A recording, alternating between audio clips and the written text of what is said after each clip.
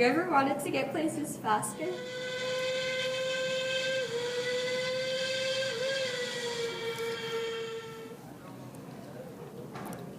Now you can with lots of people and heavy-weighted things.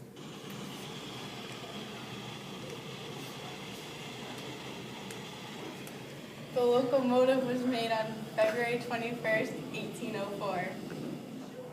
On the counter? The locomotive goes 40 miles per hour, which will get you there 10 times faster than walking. Did you know locomotives are powered by steam engines? Thanks to George Stephenson, the locomotive can transport heavy things.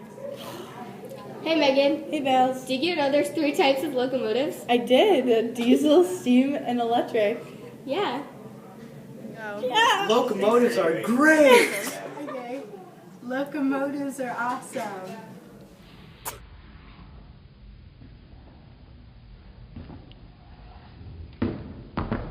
Get your locomotive now.